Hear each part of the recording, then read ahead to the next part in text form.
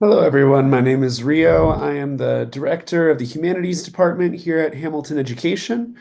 Today, we'll be going through the practice test 398 from the College Board.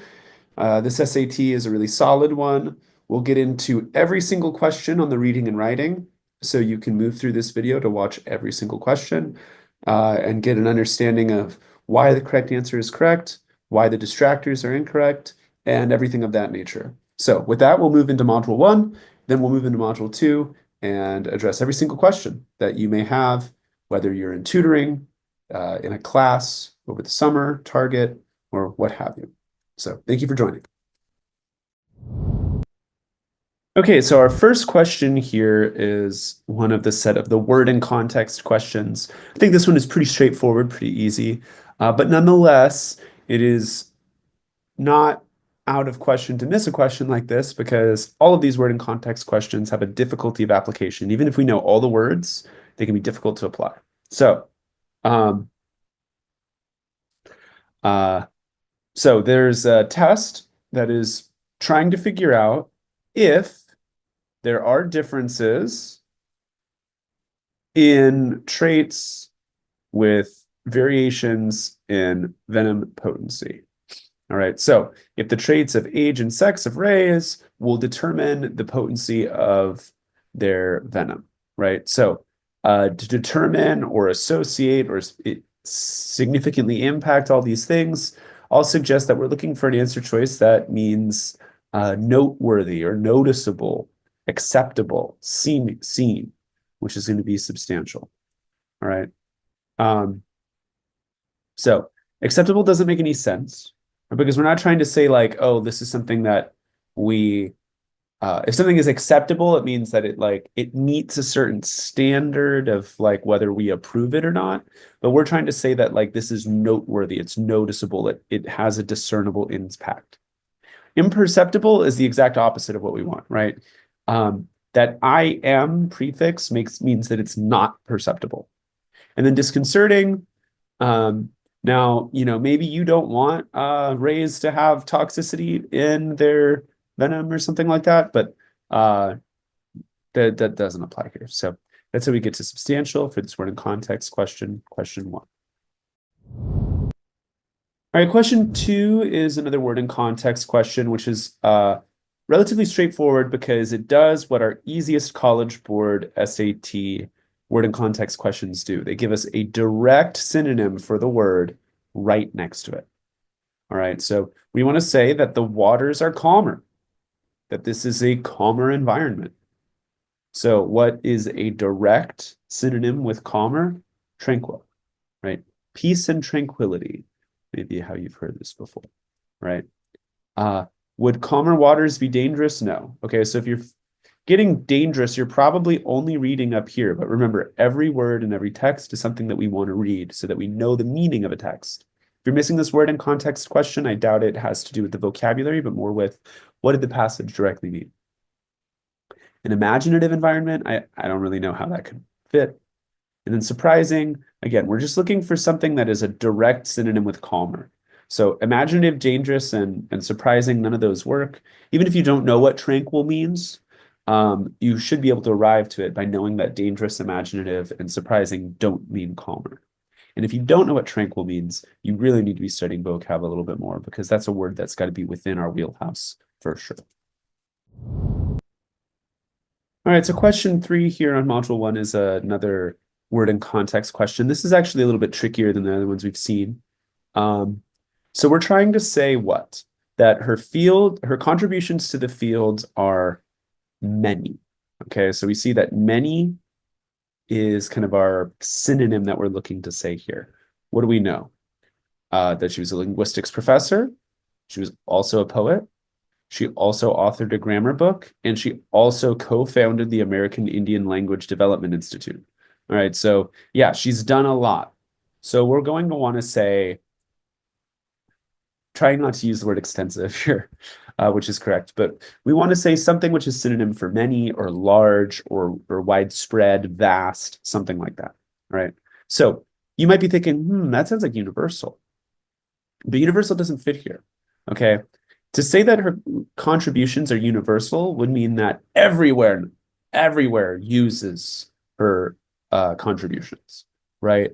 Um, Also, it's just a little bit weird the idea that contributions can be universal. I don't know if that really makes much sense on its own, anyways. But it doesn't fit here because this is all specific, right? To say it's universal, we would need to clarify that like literally everyone in linguistics uses this, right? Pragmatic doesn't make sense here either. Pragmatic means that it's really rational or like uh, rational in the sense of it's useful given the certain constraints of a situation, right? But it's not that these aren't pragmatic, but pragmatic doesn't really make any sense here. Okay, we're not saying like, oh, let's make the pragmatic choice, which would mean to make the choice that like makes sense given certain constraints. Finally, nothing suggests that these things are controversial. So that's how we arrive to extensive by being deductive in our reasoning. What does it mean to be extensive? Well, to extend something, right? To extend is to make it larger, right? So if something is extensive, it means that it encapsulates a lot. There's a lot of different breadth that's going on here. It comes from a philosophical notion of extension, which means our body in space. So means it's touching many fields. So that's how we arrive to C for question 3. All right, so question 4 is one of our kind of different word and context questions that we'll see. It's one where we're asked, right, what does this word most nearly mean? So we get it within the context, okay? With questions like this, I will always say, remember, we need 2 factors of identification. It needs to fit and it needs to be the same meaning. So what word we use needs to both fit the context and mean the same thing. So art galleries are so arranged that the name of every picture is plainly seen and one has no need of a catalog to pick out the name and the artist. This is convenience, blah, blah, blah, blah, blah, right? So anyways, it just basically says that these are organized or set up in a way that the name of every picture is plainly seen, right? Ranked doesn't work here because while you can arrange a ranking, right? You can be arranged according to a ranking.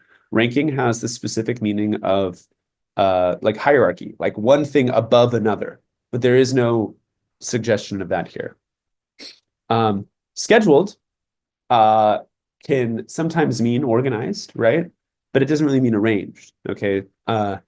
You can have a schedule to keep you organized, but it doesn't fit here with ranged. Finally, discussed makes no sense at all. Organized is both fits there, right? They're so organized that the name of each picture is plainly seen, blah, blah, blah, blah, blah. But it also has the best meaning in that when you arrange something, you also can organize it, right? So A has fit and meaning, which means it works within the text. For this little bit different type of word and context question we're seeing about once or twice per module on the SAT. Okay, so question 5 is definitely the trickiest word and question or word and context question on this first module. It's pretty hard, I would say. Okay. But let's just make sure we understand the logic of this passage before we try to figure out what word we have here. So it says, although science fiction was dominated by white male writers, Octavia Butler, a Black woman, began writing. She did not view the genre as something, okay? So we can't know what that answer choice is going to be necessarily without the rest of this sentence, right? But we do know that we have her being kind of like a different type of writer than the writers who are dominating the field. So we have to read the elaboration that comes after the colon. Butler broke into the field with the publication of several short stories and later became the first science fiction writer to win a prestigious MacArthur Fellowship. Okay, so broke into the field is kind of the perfect thing to show us what we want here, right? We're saying she did not view the genre as unbreakable or unable to break into. She did not view the genre as something that she couldn't do. She indeed broke into the field, right? So we basically need the opposite of broke into or like accessible here. All right.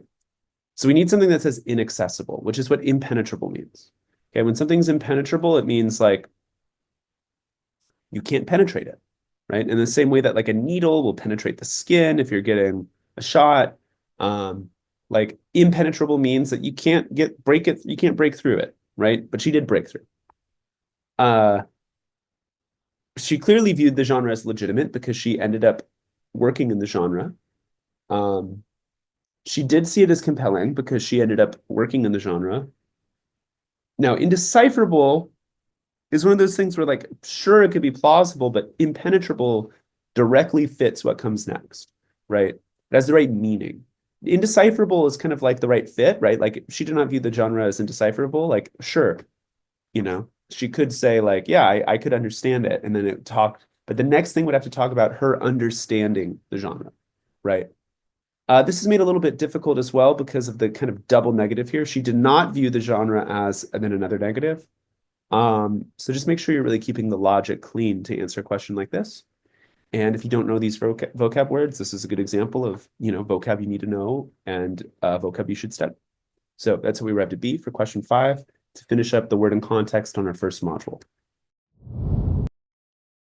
All right, so question 6 here is kind of really, really easy. If you're missing this, I think you're outthinking yourself on the SAT. Yeah, so the main purpose of this text is the text only mentions what the daily life of Pompeii may have been like according to the archaeological exploration of Pompeii, including Thermopylae. All right, so if you're thinking it's the region's climate, I mean, you're going too far. You thought, oh, this must show the climate too far. We don't even really have artworks. Political system of Italy, it's not going on right now. I'm thinking if you're missing a question like this, you're either just not really reading the text, you're moving too quickly, or you're overthinking what the SAT is really asking you. So the main purpose is really just C, to present a recent archaeological discovery. All right, so question 7, if you're missing this, we really just, I'm thinking we're not properly reading the question here, okay? So the text is obviously very important. Everything we could need to read is here, but we are being asked to describe the overall structure of the text. All right, so in describing the overall structure, we need to make sure we're reading the whole thing. So what goes on? Someone gives Charlotte a letter, excuse me. Charlotte runs into the balcony where she finds someone else, uh, and then gives him the letter, uh, and gives it, you know, to him to read. And then the man who reads it is so, so happy because it shows that uh, love, it makes him feel in love. So he feels in love. All right. So that's exactly what happens.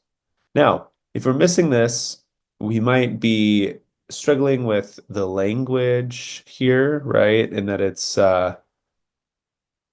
maybe a little too old-fashioned. You don't know what some of these things mean. How do we know that a character is desperate to receive a letter? Um, we don't know that for sure, though they do seem pretty excited. But do we see has not yet written that letter? No, the letter's obviously written because it's been read. Um, do we get the details about the contents of that letter? Not really. And do we see a character's concerns? No. Um, we certainly see this, but do we see an inspiration behind a character's letter? No, we don't really know whose letter it is exactly. So, um, well, we do know that it's from Alante, but it's all crazy. So A is the only thing that we know all for sure based on the text. So always stick directly to the text. That's how we get A. Okay, so if we miss question 8, I'm just going to translate this whole passage, paraphrase this whole passage, okay? There were concerns that financial crises were made worse by consumers who were too risky with credit cards and other financial products. Because of that, policymakers made a risk disclosure message. So something saying like, hey, by the way, this is risky anytime you buy one of those financial products like a credit card. A study, though, showed that the messages had a small and short-lived effect. So they didn't have much of an impact. The team, though, despite the fact that the impact was very small, thinks that sending these messages is still valuable because it doesn't cost anything to do it, right? It's very little, it's very inexpensive to do it. So what does this say here? It says basically, well, even if it's not that impactful because it's so cheap to do, we might as well do it to make that small impact, right? So, okay. We don't see a new type of risk disclosure messaging in B.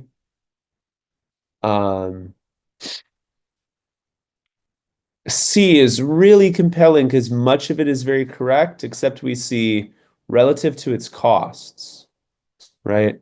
Its effects aren't small relative to its costs. They're maybe very well proportioned, right? Its effects may outstrip the costs, right? So to be small relative to the costs means that the costs are big and the impacts or the positives are small. Now, and then D, they are making some sort of concession, but we're not seeing that it's more effective. It's rather just that it's cheap to do, so it might not be, you know, it's so cheap that might as well do it anyways. So that's how we get to A. You chose C. This relative to the costs is a really important phrase. And then answer choice to show that it's wrong. All right, so question 9, we are asked to describe the function of the underlined sentence within the text as a whole. So we have to understand the text as a whole in order to do this underlined sentence. If you're missing this question, you might be focused too much on the underlined portion itself. Okay, so what does the passage say as a whole? Essentially says a short story writer or a writer wanted to turn her short story into a play. But turning a short story into the play is difficult because the short story was just inner dialogue, thoughts, but without it being spoken. But a play, you need to speak those things out. So, in order to make this a play, in order to make that adaptation worked, she basically made it so that rather than think those thoughts, characters are now in situations where they have to speak these thoughts. So, how did she transform a short story into a play? By the mechanism shown in the underlined text. So you have to know the whole passage in order to understand the function of the underlined sentence, right? We don't see later playwrights. This part isn't shown whatsoever. And we don't see the choosing of actors. So that's how we arrive to A for question 9. All right, so question 10 is probably one of the trickiest questions I've seen on this first module. So we are asked to directly support Barboza and Trejo's claim. So what is their claim? I've gone ahead and highlighted their claim in the text, which is that they, who is they, rural women, sell their goods less frequently as a strategy to enable rural women to increase their profits per unit sold. All right, so they sell goods less frequently in order to increase the profit of each of the units, each of the things that are being sold. So what is the logic behind this? What would prove that this is their strategy? So or support their strategy. So let's talk about the correct answer here. So for rural entrepreneurs, which we need to see in an answer choice, to bring their goods to towns with marketplaces. Okay, so we know that they have to go to a marketplace to sell. The cost of that is high, but it is independent of the number of goods they bring. Okay, so going to market, taking the day to go to the market is expensive, according to D. But if you go to the market, it doesn't matter, like it isn't going to be any more expensive to bring 10 items than it is to bring one item. It's no more expensive to bring 100 items than it is to bring 10 items. So that would mean they're incentivized not to go to the market all the time to sell a higher frequency of goods, but rather to go to the market and sell as many goods as possible. Okay, so that's why D is correct. All right, there is an incentive for them to not sell as frequently as the others because it is expensive to go to the market, though when they go to the market, they can sell a high volume. Okay. So there are a lot of like distractors that are logical but not supported by the text here. So for example, look at answer choice B. Rural entrepreneurs can typically sell their goods for higher prices in cities than in their home areas. Okay, this is really rational. This is something that, you know, could make a lot of sense. But the number of people selling competing goods tends to be higher in the cities. This also makes a lot of sense. But why would it be better why would this reflect a strategy of selling their goods less often, right? Reducing the frequency of selling. It's not connected. This is completely irrelevant, right? We're talking about the frequency of selling, not the frequency of loans or the scope or scale of loans. And finally, for A, a fixed percentage. So for one, we have require entrepreneurs. What's missing here? Rural, right? We don't have any of the comparison or specificity to rural borrowers as opposed to urban borrowers, right? So if we're going to be talking about the fact that rural borrowers sell at a lower frequency than urban borrowers, we would need to specify rural here. So, and so we arrive to D for this pretty tricky question 10. All right, so question 11 is difficult by virtue of having a bunch of technical language. So kanamycin, an antibiotic, the fact that we have these scientific names, Arabidopsis thaliana. We see metals of zinc and iron. All this sort of stuff is there to bewilder us, for us to think that we don't really know what's going on. But we're just asked to support their hypothesis. So I already went ahead and highlighted their hypothesis. Okay. They hypothesize that kanamycin exposure alters the uptake of metals within plants, right? So with kanamycin, we're going to have to see that either metal content is going to go much higher or much lower, right? That by some degree, the plants, when exposed to kanamycin, change or alter their uptake of metals. So what do we see here? So without kanamycin,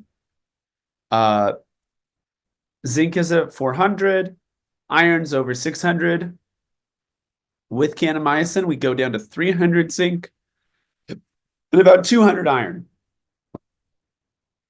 So when exposed to kanamycin, they alter their uptake by lowering significantly or lowering levels of iron and zinc. So everything about D lines up with that, right? So that shows that even with these tricky language and stuff, these command of evidence questions are pretty straightforward. All right.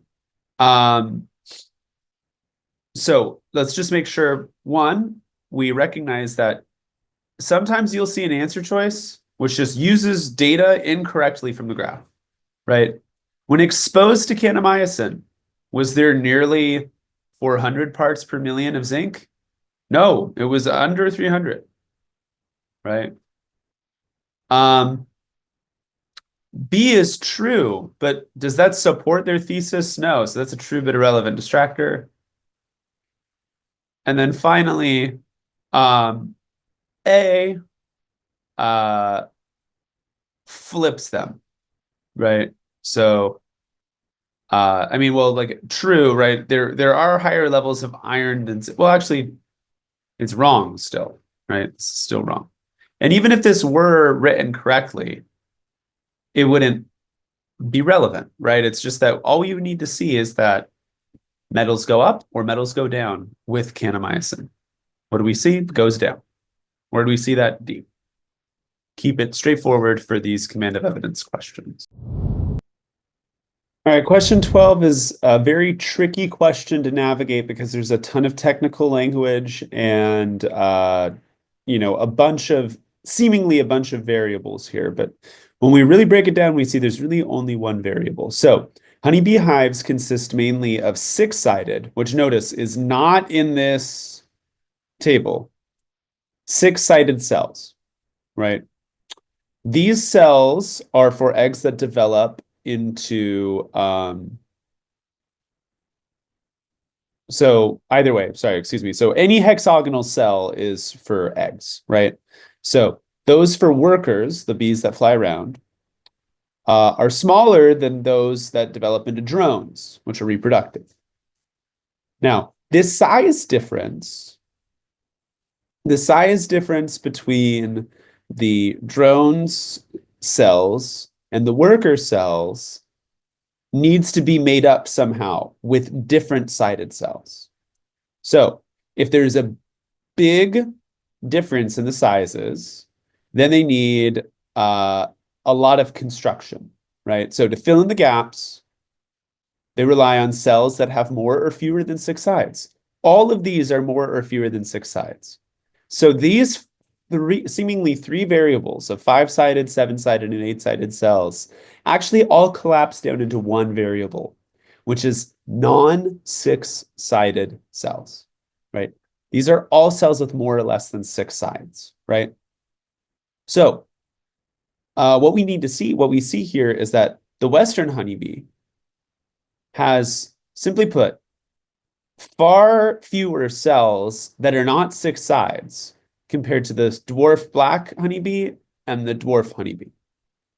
All right, so the black dwarf honeybee and the dwarf honeybee both have a much higher percent, closer to 5% of their cells being non-hexagonal, whereas the Western honeybee has maybe about 1% in total of their cells being non-hexagonal. So what does that mean? Okay, that means that the Western honeybee either just, well, it means basically that the Western honeybees able to make primarily hexagonal cells, which means that the size difference between the workers and the drones is very small. Why do we know that? Because the difference in the size of cells worsens the problem of constructing additional cells that are more or less than six sides. So that lines up with A. Why do we know this? Okay, worker eggs and drone eggs are more similar in size for the Western honeybee than the others because they have to build less connections, right? We have no idea of the difference between these three things.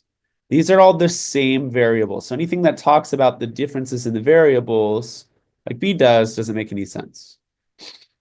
For C, well, no. I mean, the dwarf honeybee and the Western honeybee both use three shapes. And then this is an opposite distractor because the percentage of hexagonal cells is higher in Western honeybee because it's going to be the opposite of this, right? So if you read hexagonal as non-hexagonal, you might have chosen D. Don't let all of this jargon get in the way of you answering the question that's asked of you. This question is actually relatively straightforward once we realize that this is all just one variable. All right, question 13 is really straightforward. If you're missing a question like this, you really must be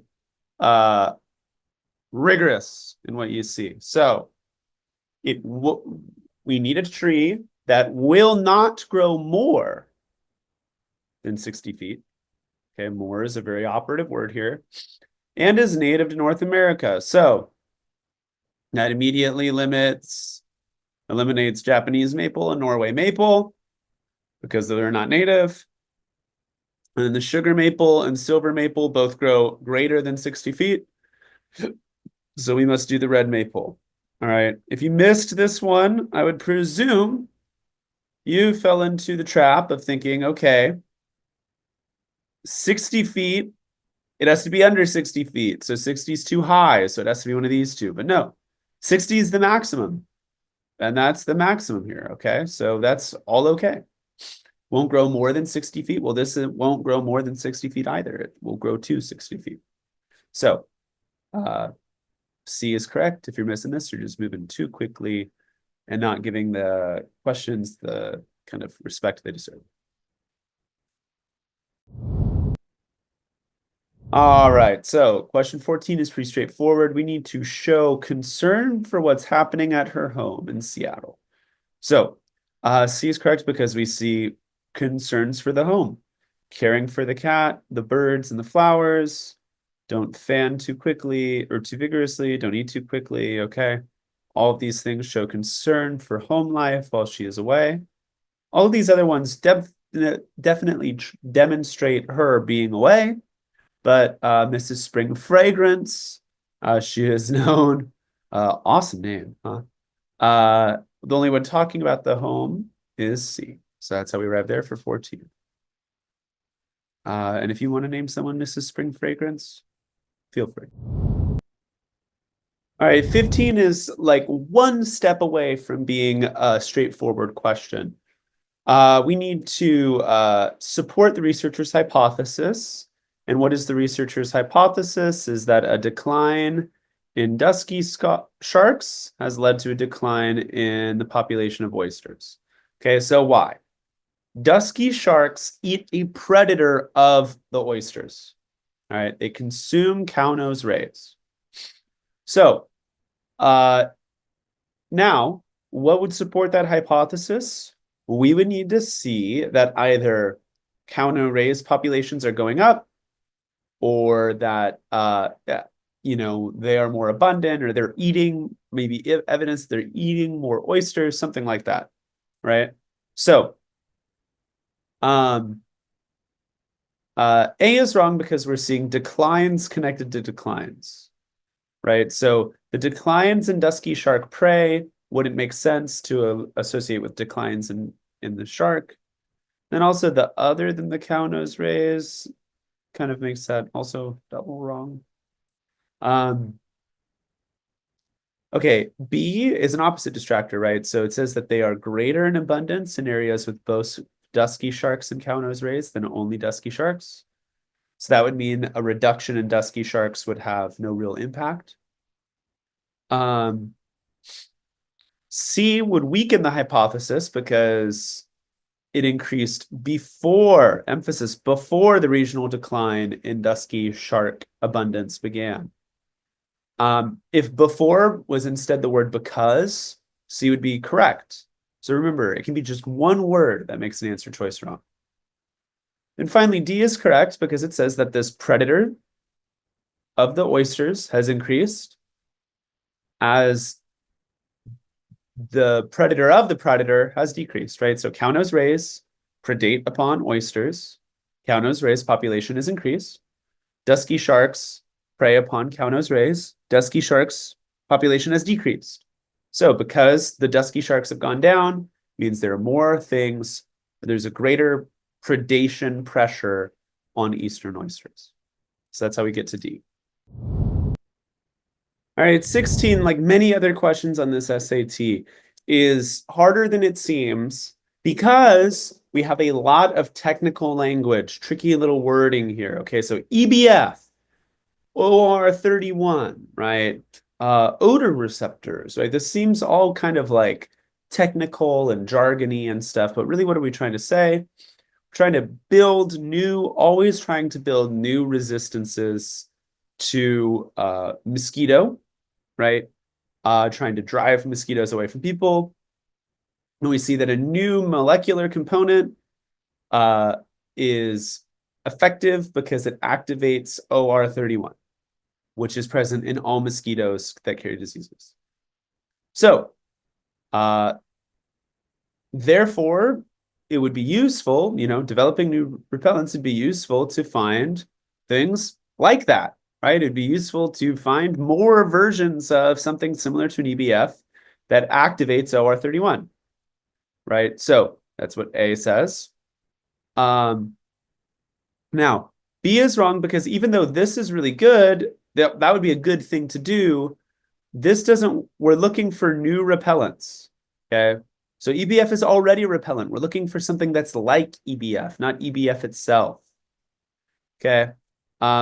Where OR31 isn't all that important. We're looking for new repellents, so we're just looking for new EBF, not new OR31. And then finally, D, so long as one odor receptor is activated, it seems to be effective. So I don't know. This is irrelevant. Okay, so A is good because it says, hey, look, this chrysanthemum thing works. Let's find some other versions that also work. And with that, that's our last reading question for Module 1. Now we're moving on to the grammar stuff. Okay, so question 17 is our first sort of punctuation or grammar, question of the test on the writing side. So this is a form functions or form structure and sense question, meaning we're being asked about what tense we're in. Okay, so we just want to make sure that we're in the right tense. So notice we have she is renowned for her contributions to a flight handbook, which did something for missions to Mars and Venus. So even if she is alive or not, we just need to make sure that this is in the past tense because this flight handbook provided this for missions to Mars at a different point in time, okay? We could have potentially had provides, but we're not offered that, right? Providing doesn't work because of the which. To provide doesn't work because of the which. And having provided doesn't work because of it just doesn't work because it's not a non-essential phrase. For some reason, in the example, the question I'm showing you right now, there's periods after all of these, but of course there is no period on the actual version that you saw. So I don't know why that's on my version here right now, but yeah, just make sure you go with the simple past tense here because we see it elsewhere in the passage, and that's the only one which makes sense given the which. Make sure you're reading the whole context to choose your answer choices. Okay, so question 18, we have a verb tense question. So we just want to make sure that we are in the right tense here with this. So in both games, players encounter good or bad spaces while traveling along a path. Landing on one of the good spaces does something. So even though we're talking about an ancient Nepalese game, we are talking about these games in the present tense. Okay, why do we know we're talking about these games in the present tense? Well, because we are referring to them as they are now. We're comparing them actively as opposed to in the past. So that means we need to be in the present tense. Okay, so now that we know that we are in the present tense, which would get rid of answer choice C, we need to see if landing is singular or plural. And in this case, we know that it would be plural, right? How many things are landing? Only one, right? How many instances are landing? Only one. So landing allows. If you chose allow, you have a misunderstanding of what we do with the gerund, which is an ing, how we conjugate verbs when the subject or when the preceding thing is a gerund. So that's how we get to allows for question 18, answer choice A. All right, so question 19 is a little bit more straightforward than it might seem to you. You might be confused over, okay, is this in the past tense, in the present tense, etc. But really the only thing that's actually operating on our answer choices here, the only thing that separates our answer choices here is whether it is singular or plural. So her writing, not her written works, right? Not the things she has written before, but her writing is the subject. And her writing is going to be singular. That means our answer choice has to be singular. And of course, were is plural in the past tense, are is plural in the present tense, and have been is plural in the present progressive. So there is, or past progressive, excuse me. There is only one answer choice here, which is singular, which is answer choice C. Okay, so really just make sure when you're working through questions like this, you're evaluating what is the actual difference between my answer choices and what am I really looking at? Our subject is her writing. Her writing has to be singular. If you are able to discern that, then you can see, okay, I only have one answer choice that is singular. That will make this, take this from a medium to hard question to an easy to medium question for you. All right, so that's how we get to C for question 19. Okay, so question 20, we're being asked a punctuation question for the most part. We're trying to figure out what sort of punctuation will separate these two clauses. Okay, so we have two independent clauses here. We know that we cannot separate two independent clauses with just a comma. Why? That is a comma splice. We know we cannot separate two independent clauses with just a fanboys. Why? That's a run-on. And we know we need some sort of punctuation, so we can't use A. So that immediately brings us down to C. But now let's talk about why C is correct. What can we use to separate independent clauses? Well, conventionally, we're going to use a comma and a fanboys, a semicolon, or a period.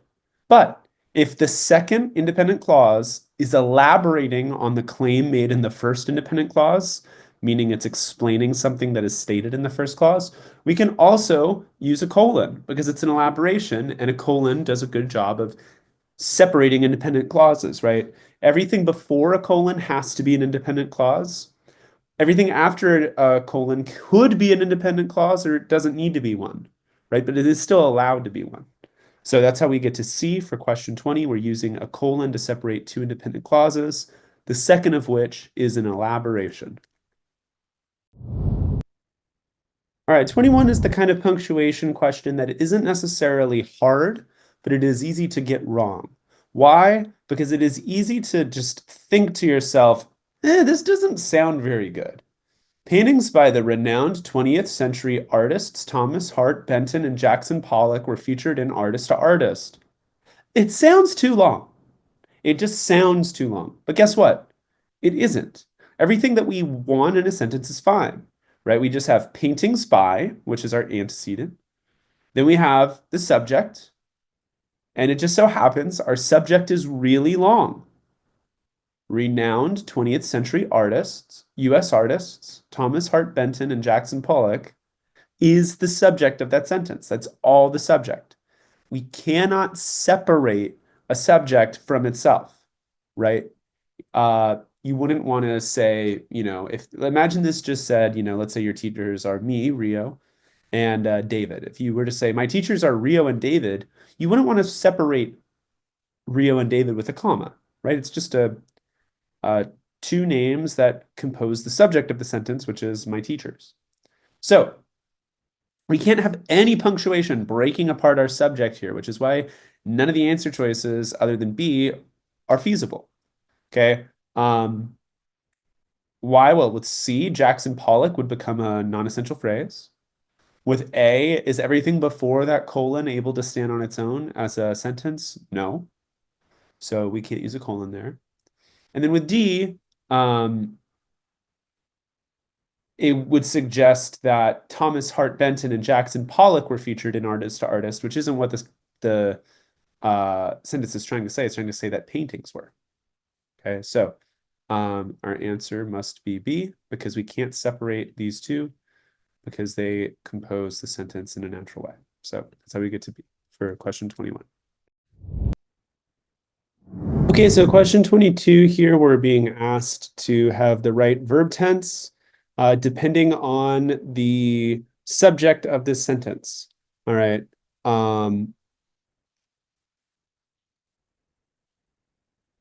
So we just want to make sure that we're using the right subject for this sentence. So if you missed this question, it's highly likely you thought that Golden, the person Claudia Golden, might have been the subject. You might have thought that her work might have been the subject. You might have thought that the Nobel Prize might have been the subject. There are all these things that you might have thought were the subject, but all of that isn't in what we actually are focused on in terms of the units of language here. Everything between this comma and this comma is a non-essential phrase. Everything before this period can't refer to the subject, right? What we need to look at is from here to here. So the trailblazing accomplishments, okay? So our subject is the accomplishments, and accomplishments is plural. So therefore, we need to choose a verb that aligns with that plural subject, which is attest. The accomplishments attest to the value of scholars of diverse backgrounds, blah, blah, blah. Okay. So obviously attest doesn't work because it would work with a singular subject. And that's true for B and C too. Okay. So if you were bogged down in trying to figure out, is this, in the present tense or in the past tense, like between B and C or anything like that? Well, you're not looking at the right thing here, actually. It's just, is it singular or is it plural? And in this case, it is indeed plural. So that's why we go with D for question 22.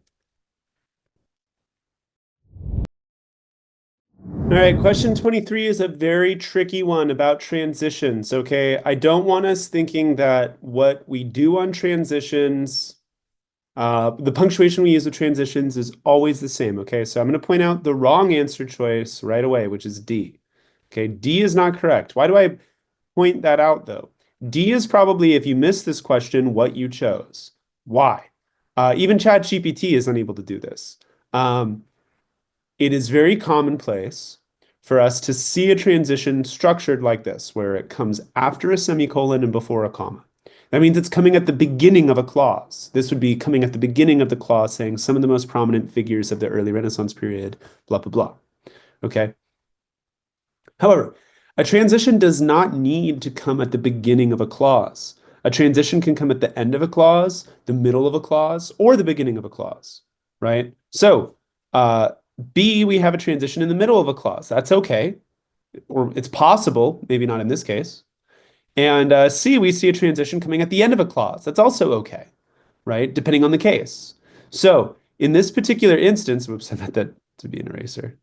In this particular instance, it is, we're not going based off appearances. We have to go based off of of logic.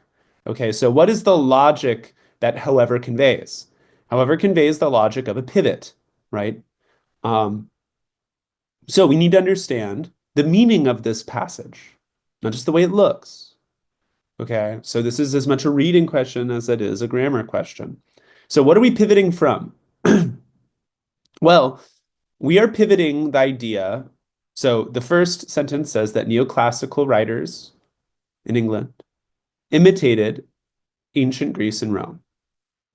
Then we say, but these were not the first English writers to copy ancient Greece and Rome. Okay? Our but, our however, our pivot, our yet, whatever it is, needs to be in that clause because logically it is pivoting from what comes before. Why does it not work to put it in the second clause of the final clause of the passage, the second clause of the next sentence?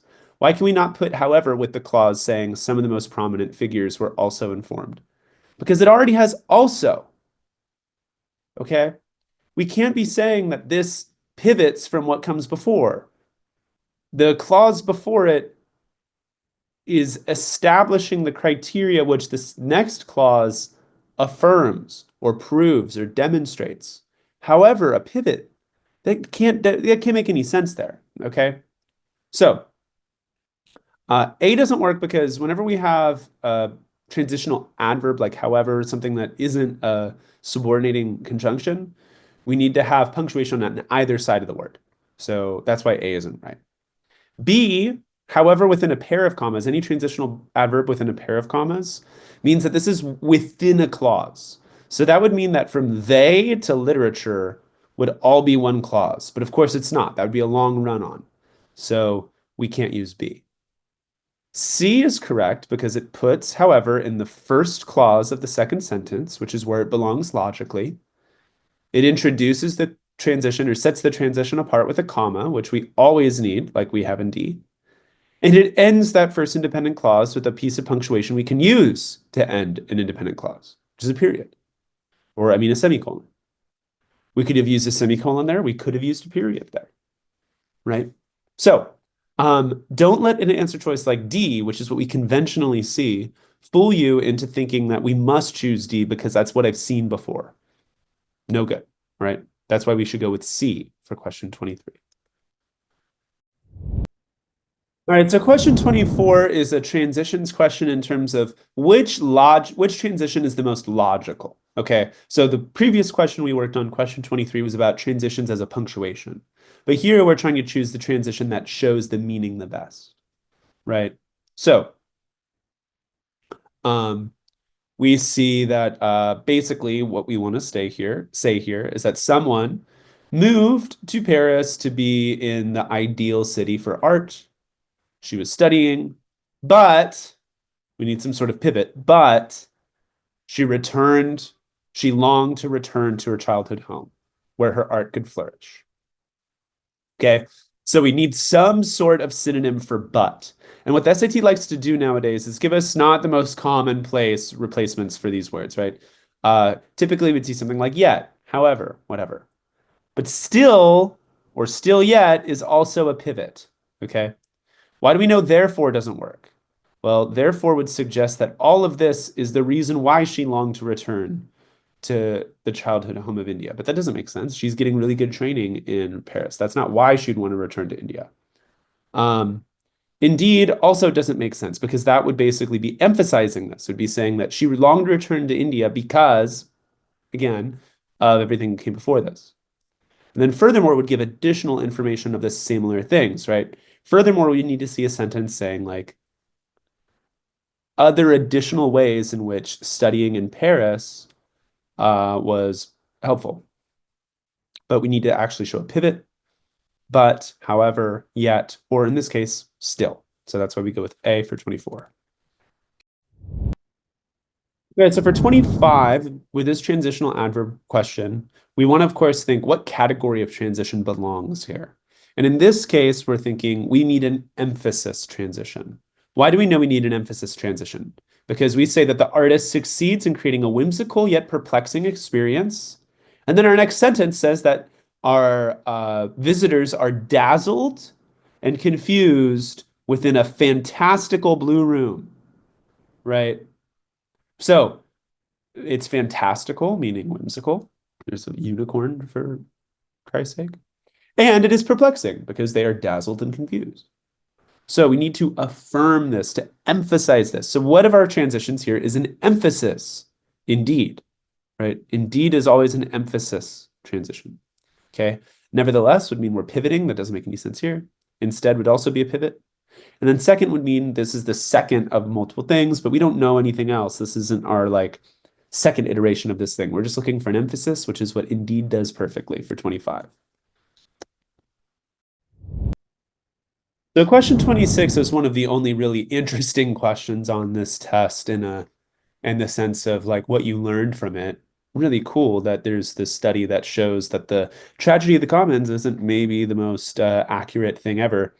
But basically, we have to understand for a transitions question, what is the logic of this passage? How do these two units of information, in this case sentences, relate to one another? Our first sentence says that someone's studies empirically demonstrate that resources can be managed by those who use them rather than through private entities or central governments. Our next sentence says that the work is a repudiation of the tragedy of the commons, which is the view that individuals managing the resource on their own will overexploit it. Okay, so this is the effect or the consequence of the cause up here. The cause is the empirical demonstration. The effect is the repudiation of the tragedy of the commons. Therefore, we're looking for a cause and effect transition, something along the lines of therefore or thus. As such is what that is. Okay. For example is compelling because you might think that for example is like cause and effect, but it's not. For example emphasizes or gives evidence for a previous made statement. Okay. So you could have a for example sentence after the second sentence here, which claims that it is a repudiation. For example, the work says this, this, and this, which demonstrates this, this, and this. But we can't have it there. By contrast is, of course, a contrasting transition, which doesn't work. And then that said is one where oftentimes people think that said might be a cause and effect, but that said is usually a concession. All right. It's along the lines of saying, as an example, everyone would be happier if they were eating cake for breakfast as opposed to cereal. That said, I understand that most adults don't want to give children cake for breakfast. Okay. So it's kind of like a caveat or a concession. So that doesn't work either. That's why we go with D as such, cause and effect transition for actually one of the more interesting topics in this whole test. All right, so question 27 is a rhetorical synthesis question. The most important part of this question, of course, is the question itself. All right, that's the most important part. So we want to emphasize the significance of Ochoa's discovery. So what did Ochoa discover? Well, the enzyme PN-PACE, okay? What did this do, right? So they were wrong about what they thought PN-PACE was, but what did PN-PACE do? Well, it was critical to deciphering the genetic code. So that's one significance. And what is the significance of deciphering the genetic code? It has given us a better understanding of how genetic variations affect human health.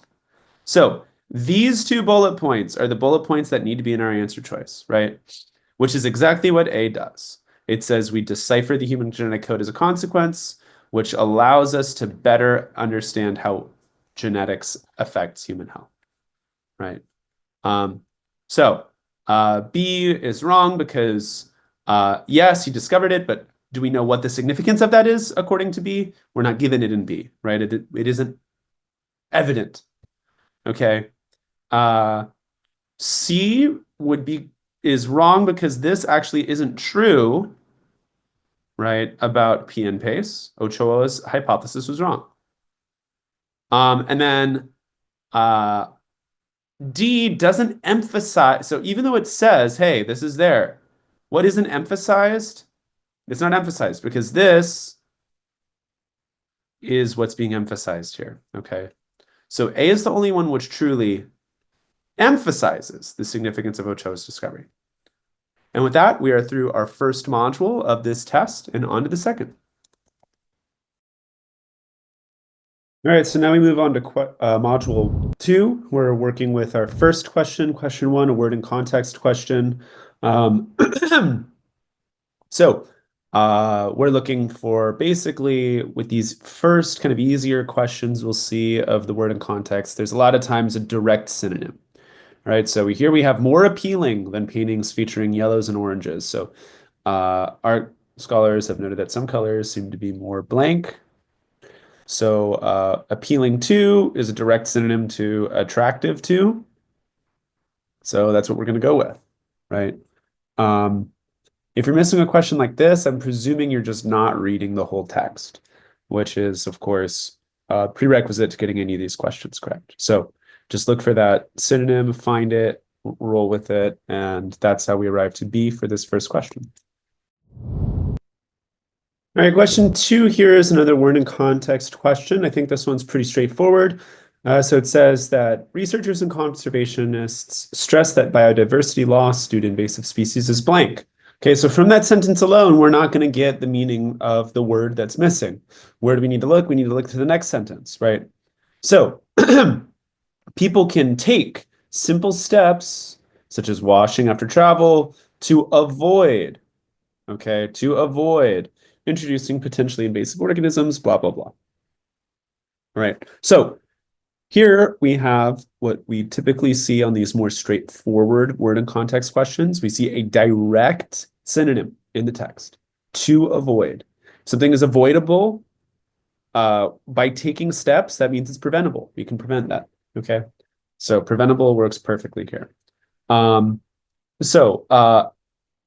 distractors which I think are compelling, C or D. If you're only reading that first sentence, if you're not reading the whole context, C or D both sound really good, right? Biodiversity loss is concerning. Biodiversity loss is common. Both of these things are true. However, they don't fit the logic of this passage. So if you're missing a question like this, you really just need to read the whole text and understand the logic of the text to get the correct answer. The question 3 here on the second module is a trickier word and context question than the ones we've seen before. And honestly, unlike the other two, the first sentence really clarifies what our correct word is. Now, that doesn't mean we shouldn't read the sentence, the text as a whole. However, we can really get it from this first logic, the logic from this first sentence. So the process of mechanically recycling plastics is often considered blank because of the environmental impact and loss of material quality that often occurs. So environmental impact, if that's all it said, we couldn't exactly know whether it's a positive or a negative. But then when we also see a negative, the loss of material quality that often occurs, we see, okay, we're talking about the issues, the problems, the inadequacies, to use the correct word, of recycling plastics. Okay, so inadequate means not good enough, right? However, we see in the next sentence, right? However, there is a cleaner process of chemical recycling that is maybe adequate, okay? So D is an opposite distractor, right? And if it stops right here, maybe we could think it's fine. You imagine the word not. Maybe you would, why you'd get satisfactory, but we're really just looking for a word that means not good enough, right? And B characterizes that perfectly. All right, question 4 is a little bit trickier here. A word and context question. We see the text that Diego Velázquez was the leading artist in the court of Spain, okay, the king's court of Spain. But his influence was hardly blank for Spain, okay? So up to here, there's a bunch of answer choices which could be correct. We could kind of eliminate D ahead of time because if he's painting for the king, we would assume that he's not being repressed by the king, okay? So that's the only one that we can probably eliminate from the first sentence alone. But derived from Spain, I mean, we don't know if his influences are very Spanish or not, right? That possibly plausible. Recognized in, you know, he very well could be really popular, and it's specifically in Spain. Or really not popular in Spain, even though he was the court painter. You know, maybe people didn't know him. There's no guarantee with just the clause up to that colon. But then we see realist and impressionist painters around the world employed his techniques and echoed elements of his style. Okay, so now we see, we want to say that his influence goes beyond just the borders of Spain. So it was hardly restricted to Spain or confined to Spain. Okay, so if you're missing this question, I presume you're just not reading the whole text. The whole text is going to clarify our context, going to clarify our meaning, and that's how we arrive to the correct answer choice of C for question 4. All right, so question 5 is a word and context question, which does what we sometimes see on these word and context questions, which is we see a direct synonym in the text. So we see continuously worked to promote, including traveling and writing. Okay, so continuously is what he's doing. So from the 1950s on, he's always doing this. Okay, so continuously worked, persistent effort. Persistent means continuing, right? Not letting yourself stop because of some situation. So that's where we arrive to C. Okay, these other ones don't work. We don't know if he's being forced to do this. Impartiality doesn't seem to come up at all here, which would mean basically like he has no bias. And then offhand effort is kind of opposite here. Offhand effort would be he's just kind of doing it on the side. So with that, we finish our word and context questions for the second module and continue moving on through the text. All right, question 6 is a pretty straightforward main purpose question. We are being asked to understand the main purpose of a text overall. Okay, so I want to just point out here what is referenced over and over again. I'm going to take it as a given that you read this passage when you were working through this on the test. Louis von On, right? So we see that we're talking about him, right? His work. And then he used his initial work, which was about converting printed books into digital. He realized, ooh, we can use what I'm working on now to create CAPTCHA, right? Which would be to show words that people would know, but scanners would not be able to do, right? So A is perfectly correct, right? Because he is the focus, right? And the focus is on him because of what he invented. We're not explaining how these things work, though we do reveal a limitation. Even though this is part of it, the main focus is on about how it relates to CAPTCHA. And then we don't have anything about how popular CAPTCHA is. So we arrive to A for this pretty straightforward main idea question 6. All right, so question 7 is a perfect example of a function question in which we have to understand the function of the underlined portion of the text. Why is this such a perfect example, in my opinion?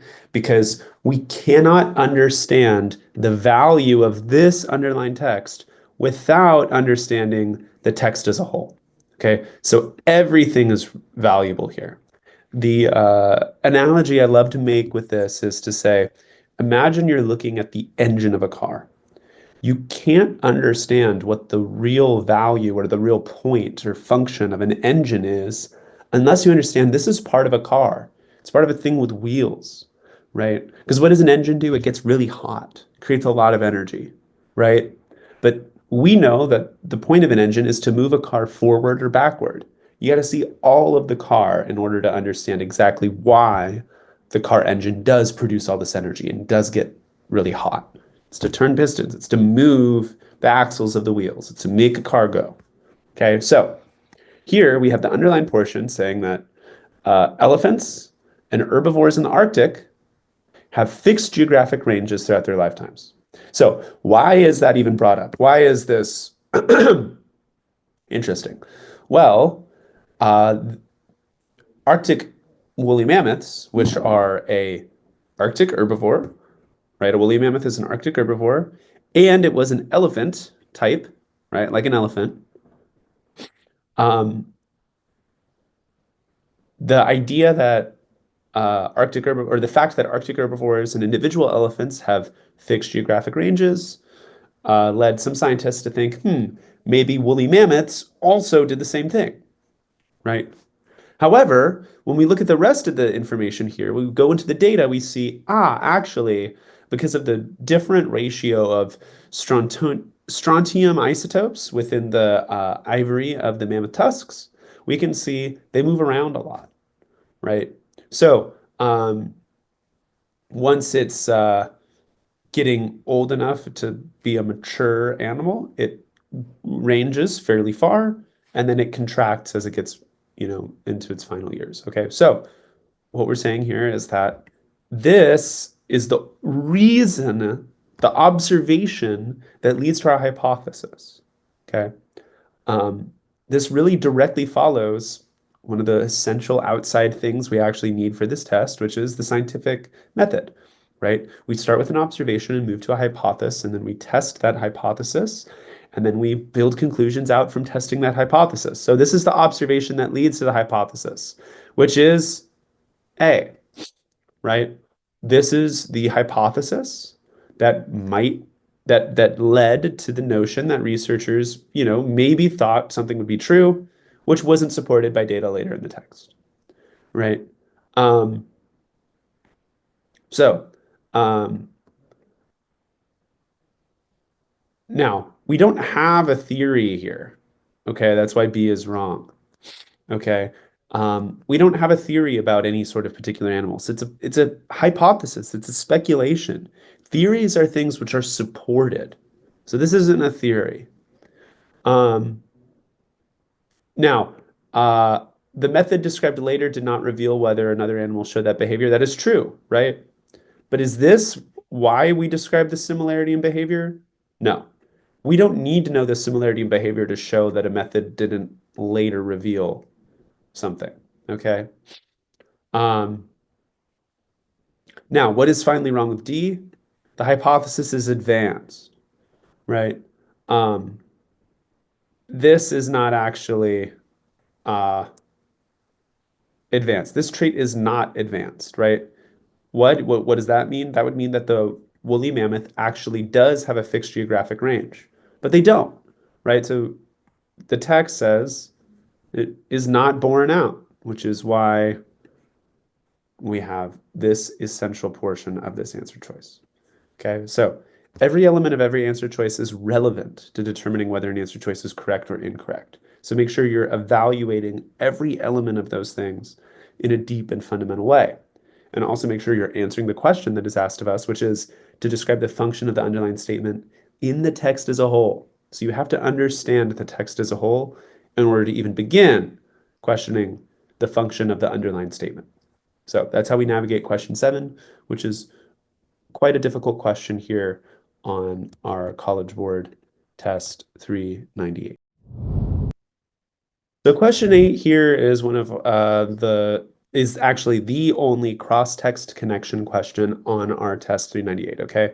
So what is a cross-text analysis, cross-text connection question? It's asking us to look at two different texts and understand what is the relationship between these two texts, okay? So we will normally have something along the lines which would say, how would these people respond to something in the other text? How might the authors of text 2 respond to the author in text 1? When we are asked a question like this, we are not being asked to imagine what someone would say, right? We're not supposed to think and feel like, well, this writer would most likely say this because of the vibe I'm getting. No, the text is going to basically already address the topic that's brought up, right? So what are Fan's findings? Fan finds that subscription prices rise following mergers. Okay.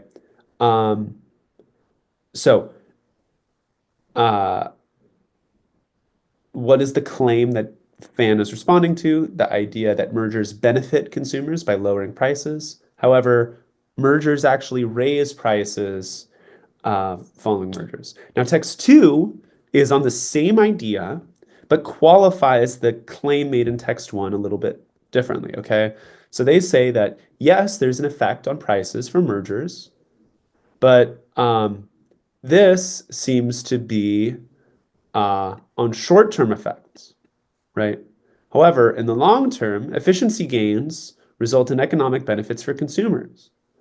All right. So basically, these two quote unquote economists, uh, you can imagine how I think they um, are largely incorrectly, but we have to just go with this. They're wrong, but we just have to go with what they're saying. It's definitely the College Board's ideology to have a idiotic question like this in the thing. These two economists are responding and refuting the claim made by Ying Fan, which says that subscription prices rise following a merger, by saying, well, they might rise in the short term, but in the long term, there are these vague economic benefits for consumers. So, what can we know that they say? Well, they say, look, short term effects are adverse, but long term effects are beneficial. So, that's how they would respond to Fan's findings. So, let's see an answer choice which says that, right? Um, they would encourage Fan to investigate whether the projected effort on subscription prices persists over an extended period. That is the most ridiculous but generous way of saying that they would disagree with Fan on whether this is, or well, they wouldn't disagree with Fan. They would say, look, Fan, you don't have a wide enough survey. You're not going far enough in your model to see this, right? there's going to be economic benefits for consumers in the long term. Okay. So I don't know who paid them to come to that economic conclusion. Someone, of course, maybe the College Board, but that is what is found by Focarelli and Panetta. All right. So now, where are some incorrect distractors? Okay, what are these distractors? A is a distractor because, or why is it incorrect? Is because we are comparing the wrong things. What Focarelli and Panetta say we need to be comparing is short term to long term. What A suggests is we need to compare short term to short term in different markets, right? But it isn't about geography, it isn't about location, it is about length of time, right? So that's why A is wrong. We're comparing the wrong things. Um, B is an opposite distractor because uh, we do have long term, which is good, but then it says that the expenses would also increase. We have no idea what's going to happen with expenses within a merged entity. Okay. We are focused solely on these purported economic benefits in the long term. And then finally, D, uh, we see this notion again that compares markets to markets. But we're not comparing markets to markets. We're comparing near term to long term within any market. So this should be applicable to all markets according to, again, whoever paid Focarelli and Panetta to come up with their conclusions. So that's how we arrive at C for this question, by noting that Focarelli and Panetta are already essentially responding to the claim made in Fan's research, which suggests that while there might be some short-term pain as a result of mergers, in the long term, there will actually be benefits purportedly. Okay, so that's how we arrive to C for this ridiculous question, question 8. All right, question 9 is a really straightforward question.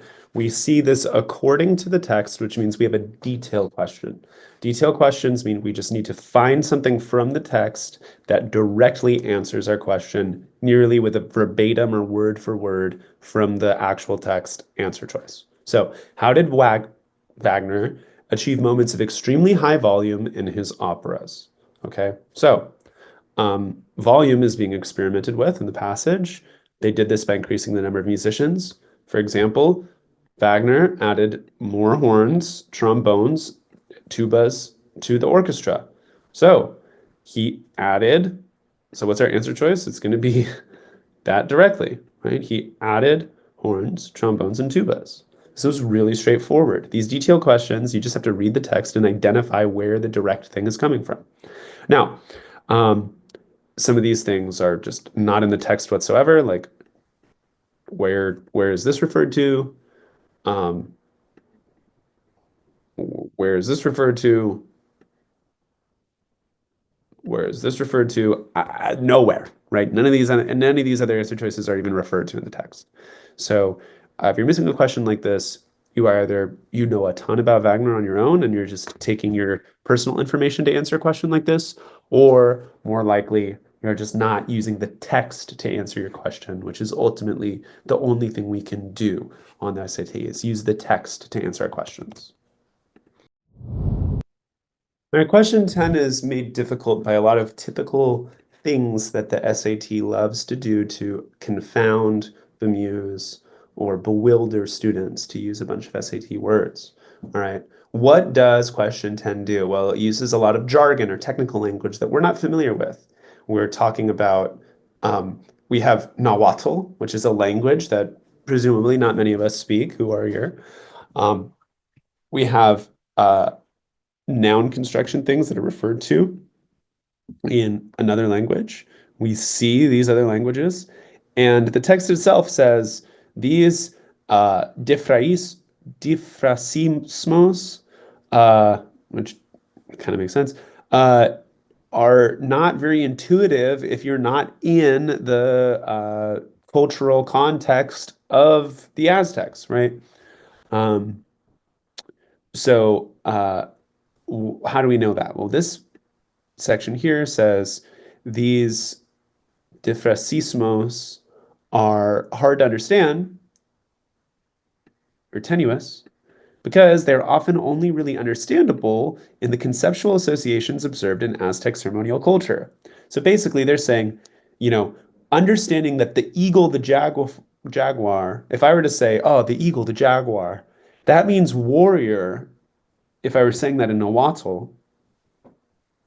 that makes sense to mean warrior to people who understand or who were, in the Aztec Empire, right? Understanding that maybe perhaps a warrior must contain components of the eagle and the jaguar, or that the warriors in the Aztec Empire dressed according to eagles or jaguars, depending on their nobility and what range and age they had in terms of their fighting. Okay, so now this parallel noun construction thing is basically like just a fundamental aspect of their language, and it is something that makes sense in their language, even if it doesn't quite make sense in our language, basically, right? Even if we don't understand that the eagle, the jaguar would signify warrior, it does within Nahuatl. All right. So, um, which the statement is most strongly supported by the text. That means we need to go directly to the text. And what is it? Well, it's that this obscurity makes sense if you're in the conceptual associations, right? In the proper cultural context, right? So, now, what is wrong with an answer choice like A? So its metaphorical significance derives from the semantic equivalence of the two nouns. We don't know what its metaphorical significance derives from, actually. Well, we do know. Its metaphorical significance derives actually from the ritual, right? We see that the metaphorical significance derives from the ritual. Okay. So we can say that it's not from the semantic equivalence, it's actually from the ritual significance. All right. Um, Now, we might have unnoticed things in present day readers, so absolutely, but its unintelligibility may cause its formal function to go unnoticed. It isn't unintelligible if you have the proper context, right? So its formal function is actually going to be noticed if you have the proper cultural context. And then finally, D, its frequency confirms its intelligibility. We don't know anything about its frequency. Okay, so this is like irrational, or that totally makes sense, but we don't have anything actually in the text, right, by the text to support answer choice D. So that's how we arrive to answer choice C for this question 10 and get rid of A, B, and D.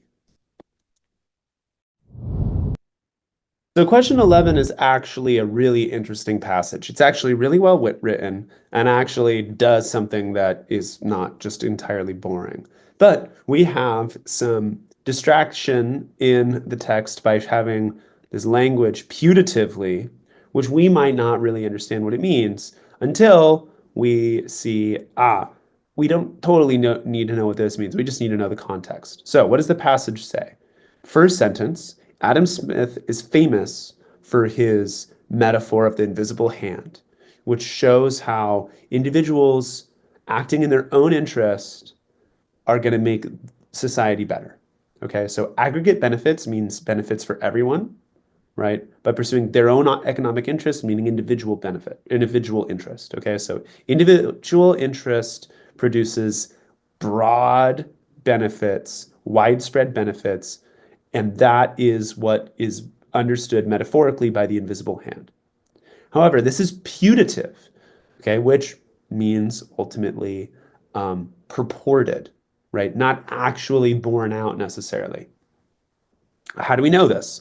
Well, Gavin Kennedy has shown that Smith only uses the metaphor of the invisible hand once in his writings. And not only does he only use it once, he uses it to say something very small about mercantilism, okay, which was different perspective. So this clause up till here is saying, look, even though we all know Adam Smith, he's famous because of his metaphor of the invisible hand. The invisible hand actually isn't something that we see in his writings as being very significant. So then the text offers a theory as to why we associate the invisible hand with Adam Smith, even though Adam Smith didn't really use this metaphor in his text.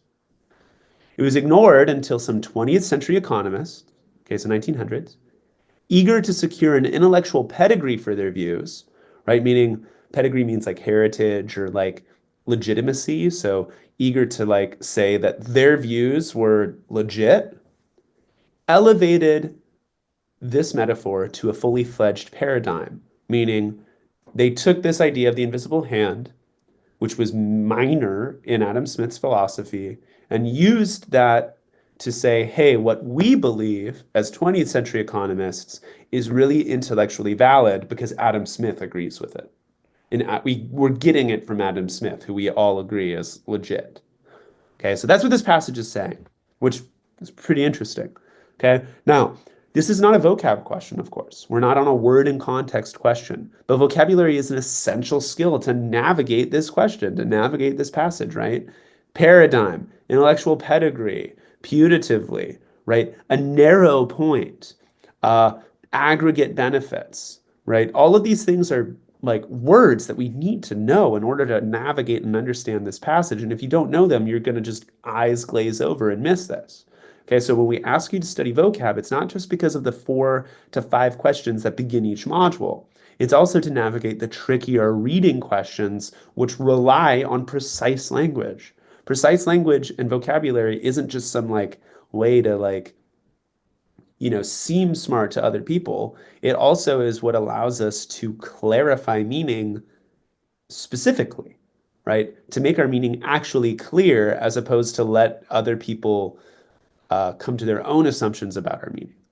Okay, so vocabulary is really important to find out what the main idea is, which is that ultimately the metaphor of the invisible hand wasn't really all that important in Adam Smith's work, but was made important by economists who had their own motives, who had their own goals with making that there, right? Which is exactly what Dee says, right? The reputation of this metaphor is big, but not because it was important in his work, but rather because later economists saw it as valuable for their own goals. So that's how we arrived at D. It perfectly describes what this all says if you're able to translate it into, 21st century, brain rot English, okay? Um, uh, so A is wrong because it suggests that the metaphor was a robust model, right, in Adam Smith's work. But it is not a robust model. It is a narrow model. It is a narrow point. It is not a robust model. It isn't that his metaphor was ignored, though. It was that his metaphor was inconsequential to his own work. So no one focused on it, right? This did not anticipate their own views. They used it and reinterpreted it to validate their own views, according to the text. Okay. B, the text never says this. Okay. Does the text ever say that it is a useful model of how individuals produce aggregate benefits by pursuing their own economic interests? The text never suggests that, right? The text just suggests that that is the metaphor that is famous. But it doesn't say, and this metaphor, of course, is true, right? So we can't go with B because it isn't supported in the text, especially that second part of the claim. Finally, with C, this part here, a subtle critique of the economic theory of mercantilism. We don't know if that's actually stated in the passage. Furthermore, this isn't the main idea of the passage anyways. Even if it was a subtle critique of economic mercantilism, this is just as much a part of the main idea as this, okay? So we really need to suggest that something happened to make his metaphor so prominent within the discourse. So that's how we arrive to D for this really, really, really nice, but very difficult question 11 here. All right, so question 12 is a main idea question, which means we're going to be looking for some sort of, if possible, a thesis statement that is present in the text, okay?